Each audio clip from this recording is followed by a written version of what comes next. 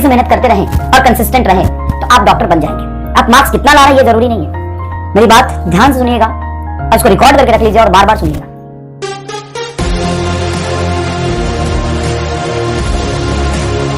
फिर नाम का अल्फाबेट नहीं, फिर डेट ऑफ बर्थ देखते हैं।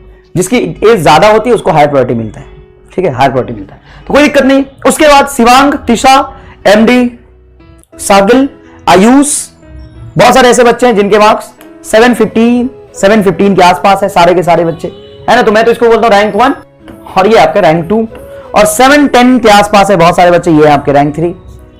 आदि, साहिल, शशि, ऋषभ, साक्षी, रानी, आयशा, मार्क, ऋतुराज।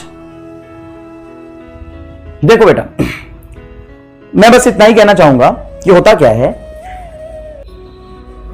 कि कंपटीशन की तैयारी के स्टेप्स बहुत सारे हैं। सबसे पहला स्टेप है कि बेसिक कंसेप्ट पढ़ें, समझे और क्वेश्चन की प्रैक्टिस करें। उसके बाद आपने जो समझा है, पढ़ा है, आपको वो याद है या नहीं, या आपने जो पढ़ा है वो असल में आप समझ पाए कि नहीं। आपको लग रहा है कि आप समझे, लेकिन एक्चुअल में आपकी अंडरस्टैंडिंग हुई या नहीं हुई, ये कैसे पता चलता है? एग्जाम देने से पता चलता है। जब तक आप पेपर नहीं दोगे ना, आपकी काबिलियत, आपकी कैपेबिलिटी, आपकी कमजोरी नहीं पता चलेगा। कंपटीशन की तैयारी करने के लिए ना आपको यह पता होना चाहिए कि आप कहां हैं। आपको पता होना चाहिए कि आपकी कमजोरियां क्या है, आपकी वीक पॉइंट कहां पे है। आप सवाल नहीं समझ पाते हैं, कैलकुलेशन नहीं कर पाते हैं, फॉर्मूला भूल जाते हैं। देखो, 4 तरह के लोग हैं, ए बी सी डी। इन चारों तरह के लोगों की ना कमजोरियां अलग अलग हैं। तो जब तक आप अपने वीकनेस को पता नहीं करेंगे, उस पर काम कैसे करेंगे? तो उसके लिए जरूरी है टेस्ट देना। दूसरी बात, आपको यह भी पता होना चाहिए कि आपका स्ट्रांग पॉइंट कहां है, आप कौन से सेक्शन में अच्छा कर रहे हैं। इससे आपको कॉन्फिडेंस भी मिलता है। सब सही होना इम्पॉसिबल। बेटा, नीट 2020 में 720 में 720 आए थे कि नहीं आए थे? आए थे, तो यहां भी आ सकते हैं ना। तुम नहीं कर पा रहे तो इसका मतलब कोई और नहीं कर पाएगा क्या? जिसके 680 के आसपास है वो असली टॉपर। हाँ, बिल्कुल असली टॉपर है। 680 के आसपास अगर आपके मार्क्स हैं तो आप असली टॉपर है, बिल्कुल है, एकदम जोरदार है। 680 नंबर कम थोड़ी ना होते हैं, पानी निकल जाता है लाने में। बिल्कुल आप असली टॉपर है, मैं आपको नकली नहीं बोल रहे हैं। अगर आप 670, 650, 600 तक ला रहे हैं नंबर ना, तो आप असली टॉपर है, आप ही हैं। सैल्यूट है उन बच्चों को जो 600 के ऊपर मार्क्स ला रहे हैं। अगर आप इसी तरीके से मेहनत करते रहें और कंसिस्टेंट रहें तो आप डॉक्टर बन जाएंगे। आप मार्क्स कितना ला रहे हैं ये जरूरी नहीं है। मेरी बात ध्यान से सुनिएगा और इसको रिकॉर्ड करके रख लीजिए और बार बार सुनिएगा। आप कितना मार्क्स लेके आ रहे हैं ये जरूरी नहीं है, इससे आपका सिलेक्शन नहीं होगा, ये मेन एग्जाम नहीं है।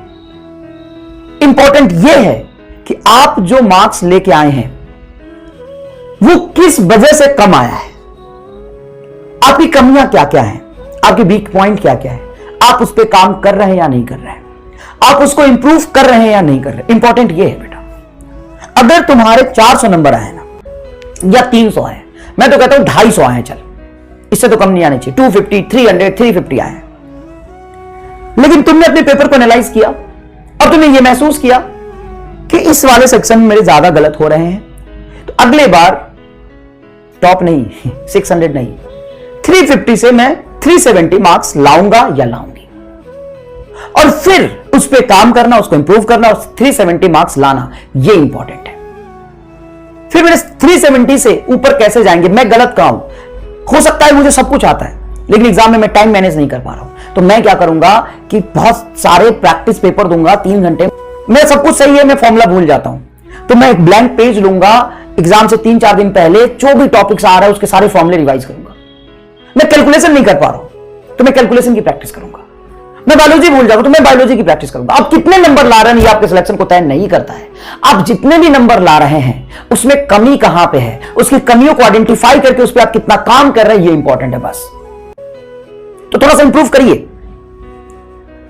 और जब तक आप टेस्ट नहीं देंगे ना तब तक आपको यह बात नहीं पता चलेगा कि आपके वीक पॉइंट क्या है, आप कहां पे कमजोर हो रहे हैं, और जब तक आपकी कमजोरियों का पता नहीं चलेगा आप उस पर काम नहीं कर पाएंगे। और आपकी अपनी जो गलतफहमियां है कि आपको समझ आया, एक्चुअल में समझ आया है या नहीं आया है, एग्जाम देके ही पता चलेगा।